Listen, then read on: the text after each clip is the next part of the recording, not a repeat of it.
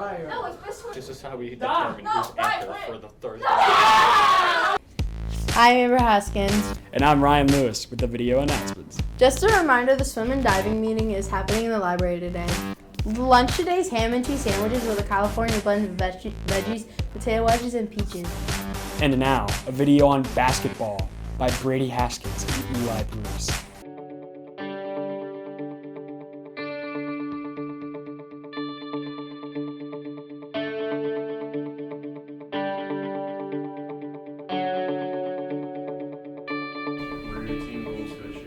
Our team goals are to win the region and make the state playoffs.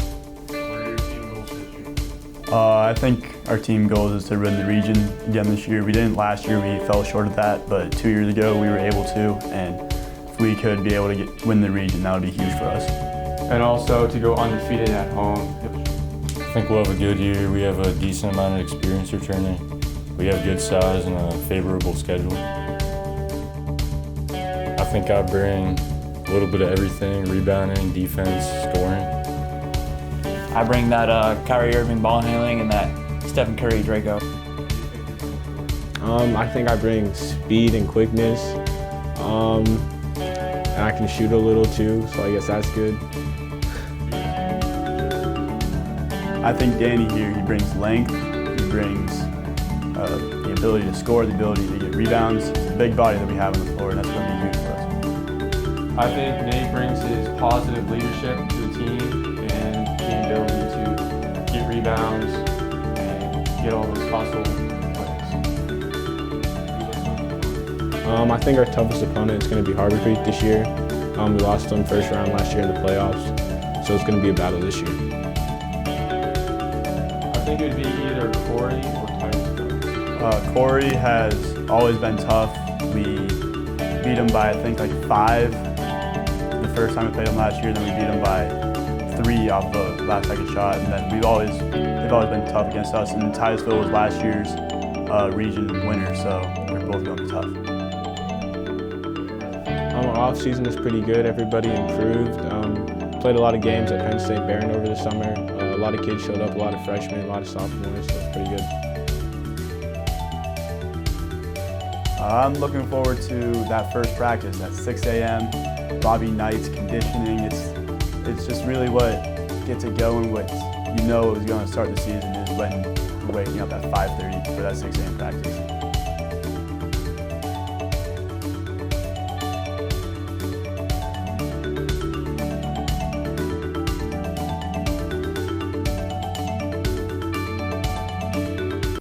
And another video.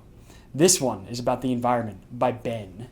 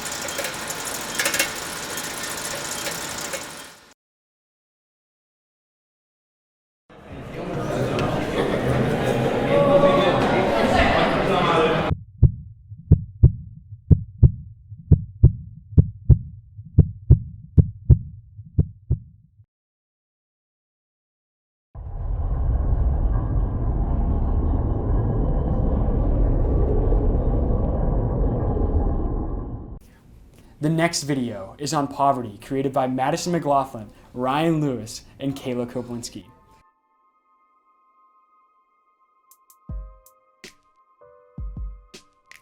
It is my goal today to bring about some awareness for something that's majorly affecting our and many other societies, that something is poverty. It's now a fact that about 38% of Erie County's population alone is living below the poverty line. But the unfortunate thing is that this fact is not well known. What percentage of people in Erie County would you assume are living in poverty? Like 60%. 30%.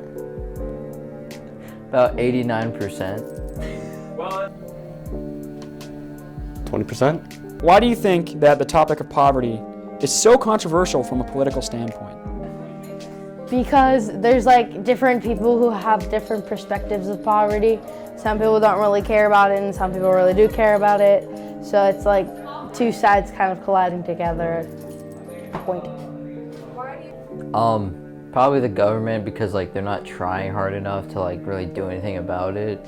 And maybe also the people, because I mean they could care, but like I don't think they do that much. How does poverty in this area affect people in General McLean, you may be wondering? Well, the rate of free and reduced lunches for General McLean students in 2007 was about 9%. As of last year, the rate of General McLean students on free and reduced lunches was around 40%, and that number has increased since then. Why do you think it's so easy for General McLean students to avoid talking about this subject? Because we got like fancy cars and stuff and like iPads, and we're not poor. Not everyone's poor here, like pretty rich. Because we don't really live in poverty, in my opinion. I mean, some of us do, like I believe that there are like a lot of students here that are poor, but we're not to the point of poverty like Erie, and we have like a great school we go to. Because it doesn't really affect most of the students here. Many large businesses have been leaving our area, and this has been creating a large amount of outbreaks of food deserts, which are areas that don't have a good source for locally grown food or healthy groceries, and that gives less jobs. Families all over are living in rundown and abandoned towns, having to get support from things like food banks and community housing, and are barely making enough income to live paycheck to paycheck. This is an issue that many people have been unaware of, and only now are people starting to do something about it. Redevelopment and aid programs are starting to form to help rebuild some of our city's societies that have been left behind by the rest of the world.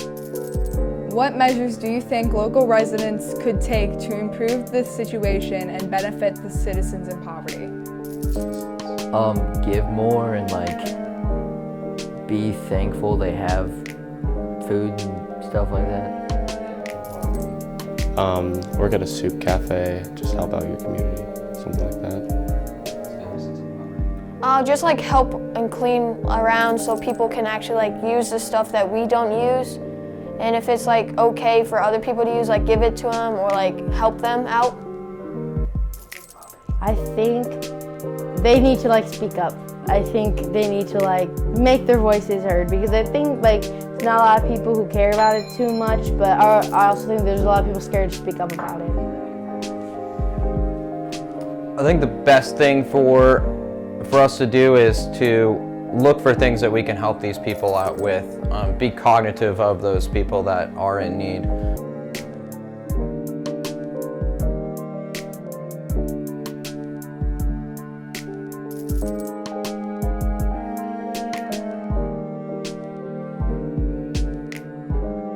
If we continue down the road we've been on, the rate of poverty will only continue to get worse. So it's up to us to do something about it now.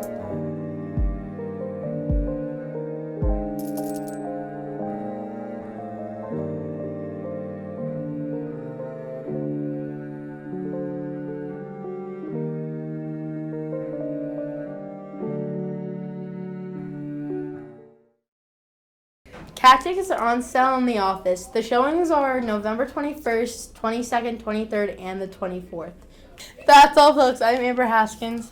And I'm Ryan Lewis. We're signing off. Have a great rest of the week, and we can go Lancers! Yeah!